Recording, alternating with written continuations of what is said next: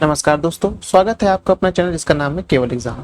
इसमें हम polity section का आज जो पढ़ने जा रहे हैं वह राजभाषा पढ़ने जा रहे हैं।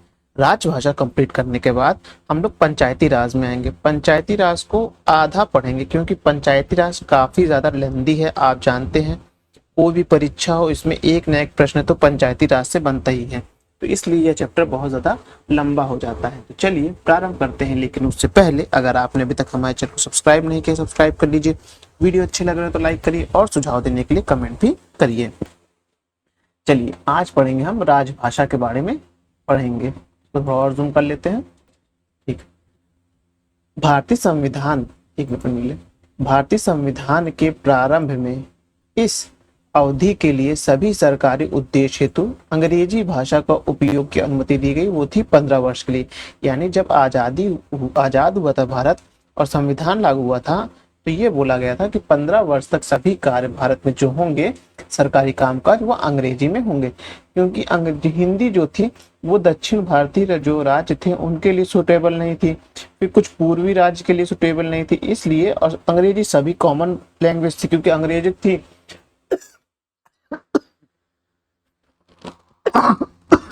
सॉरी अंग्रेजों की भाषा थी और अंग्रेजों ने 200 साल तक शासन किया था, तो सभी जो समृद्ध वर्ग था उसको यह भाषा समझ में आती थी। तो इसलिए 15 वर्ष तक वो रखा गया कि सभी कार्य कैसे होंगे, वो अंग्रेजी भाषा में होंगे।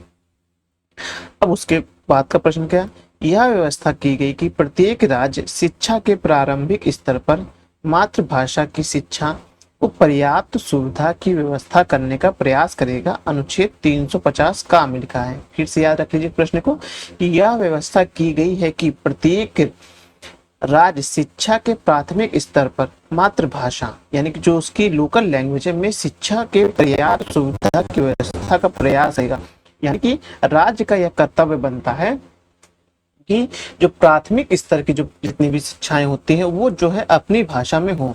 तो ये किसमें लिखा है? आर्टिकल 350 का में लिखा है।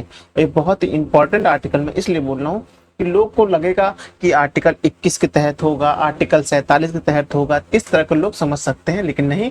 जो ये सब लिखा है कि प्रत्येक राज्य प्राथमिक स्तर पर शिक्षा किस पे देगा? अपनी मातृभाषा में देगा। यह लिखा हुआ है अनुच्छेद 350 का में लिखा हुआ है। सही कथन है कि बोडो संविधान की 8वीं अनुसूची में स्वीकृत भाषा है। अब यहाँ से जो प्रश्न बनेंगे कि कब कब कौन कौन भाषा जोड़ी गई, ये थोड़ा इंपॉर्टेंट है, इसको ध्यान रखिएगा। भारतीय संविधान के अनुच्छेद 344 के तहत राजकीय भाषा आयोग का गठन किया गया। 1955 में BJ खरे की अध्यक्षता में किया गया।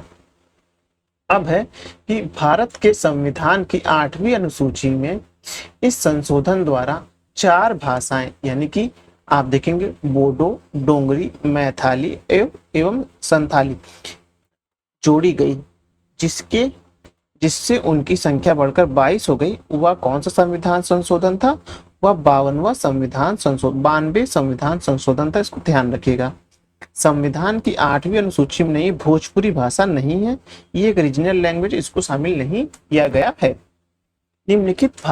निम्नलिखित भाषा संविधान की 8वीं अनुसूची में शामिल नहीं है, वह है अंग्रेजी। अंग्रेजी जो है वह 8वीं अनुसूची में शामिल नहीं है। इस प्रश्न को थोड़ा सा ध्यान रखिएगा।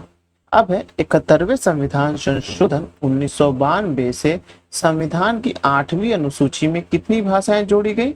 वह जोड़ी गई थी 3 भाषाएं जोड़ी गई थी। देखिए आप देखेंगे कि जो बोडो, डोगरी, मैथिली, संथली वो 92वें संविधान संशोधन के माध्यम से, लेकिन जो नेपाली, कोंकणी और मणिपुरी है वह 71वें संविधान संशोधन 1992 के माध्यम से जोड़ी गई है। तो ये ध्यान रखिएगा 71वां संविधान संशोधन से कौन सी भाषाएं जोड़ी गई हैं, और आप देखेंगे कि जो 92वां संविधान संशोधन है उससे कौन सी भाषाएं जोड़ी गई है। 71वें संविधान संशोधन से 3 भाषाएं, नमक के नाम पे याद रखिएगा, ना से नेपाली, मा से मणिपुरी और का से कोंकणी, से नमक लिख के आप इसको ध्यान रख सकते हैं। अब है 21वें संविधान संशोधन द्वारा 8वीं अनुसूची में जोड़ी गई सिंधी भाषा। सिंधी भाषा जो है वह 8वीं अनुसूची में जोड़ी गई, उसके लिए 71वां संविधान संशोधन किया गया था। तो हमें कौन कौन संविधान संशोधन याद रखना है? सबसे पहले 92वां संविधान संशोधन याद रखना है, जिसमें कौन कौन सी भाषाएं जोड़ी गई? बोडो, डोंगरी, मैथिली और संथाली भाषा जोड़ी गई। मैथिली एक बहुत ही मीठी भाषा होती है, आप जानते हैं। बिहार और अधिकांशतः जब आप नेपाल में जाएंगे तो वहां पास में बोली जाती है। फिर हम याद करेंगे 71वां संविधान संशोधन, जिसमें आप देखेंगे कि नेपाली, मणिपुरी और कोंकणी भाषा को जोड़ा गया। फिर आता है 21 संविधान संशोधन, जिसमें जोड़ी गई सिंधी भाषा को जोड़ी गई। तो ये जो क्रम है ना, ये यहाँ से हर बार एक प्रश्न आपको देखने को मिलेगा, आप इसको जरूर ध्यान रखिएगा। अब है भारतीय संविधान की 8वीं अनुसूची में मान्य राजकीय भाषाओं की संख्या है कितनी है?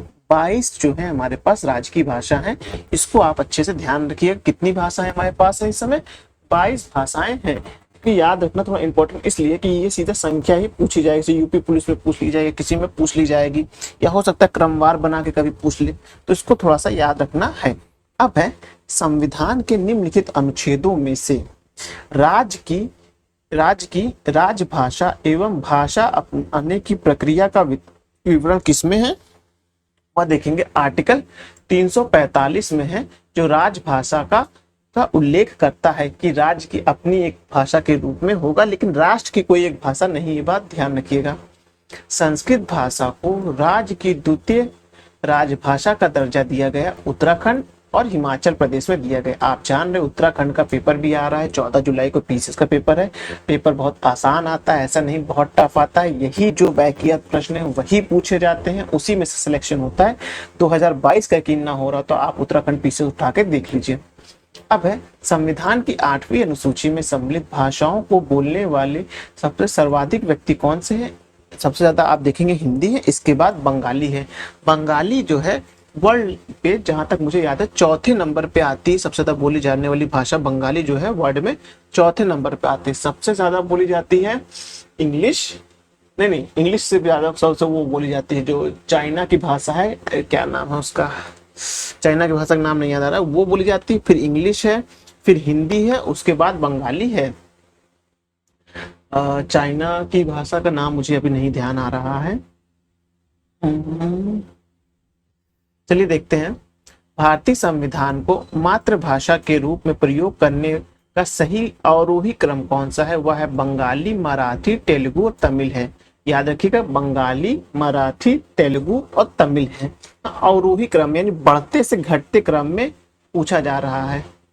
अब है हिंदी भाषाई भारतीयों का प्रतिशत 2011 में लगभग कितना था? वो 43.63 था। ये याद रखिएगा, क्योंकि इस तरह के प्रश्न आरओ में आ सकते हैं। अब विश्व में सर्वाधिक बोलने वाले व्यक्ति कौन से? अंग्रेजी, उसके बाद मंदारिन। हाँ, ये मंदारिन जो है वो आप देखेंगे चाइना की भाषा है। अंग्रेजी है, मंदारिन है, हिंदी है और फिर बंगाली आती है। भाषा जो बलूचिस्तान की है किंतु भाषाई शास्त्रीय दृष्टि से द्रविड़ परिवार की है, वो है ब्रूवी है। क्या कौन सा है? ब्रूवी है। याद रखिएगा, ये इंपॉर्टेंट प्रश्न है बहुत ज्यादा, इसको आप लोग 2-3 बार रिवीजन कर लीजिएगा। ये बलूचिस्तान की भाषा है, लेकिन भाषाई शास्त्रीय दृष्टिकोण से ये कैसी होती है? द्रविड़ परिवार की है, तो इसे क्या कौन सी भाषा? उसे ब्रूवी कहते हैं। अब है भारत ने श्रेय यानी क्लासिकल भाषाएं, शास्त्रीय भाषाएं घोषित की है किसको किसको? ये बहुत इंपॉर्टेंट प्रश्न है, याद रखिएगा कि भारत में 6 जो है भाषाएं सांस्कृतिक मतलब की शास्त्रीय भाषाएं हैं। आरओ में ये प्रश्न भी आया था। तमिल, संस्कृत, ऐसे याद रखें, संस्कृत, तमिल, तेलुगु, कन्नड़, मलयालम, उड़ीसा। उड़ीसा को 2015 में भाषा का दर्जा, शास्त्रीय भाषा का दर्जा दिया गया था, ये भी ध्यान रखिएगा। अब जो हम लोग नेक्स्ट पढ़ेंगे वह पंचायती राज से पढ़ेंगे। तो चलिए वीडियो यही समाप्त करते हैं। पंचायती राज को हम सीधा एक वीडियो में कवर पूरा करेंगे। चलिए वीडियो समाप्त करते हैं। धन्यवाद।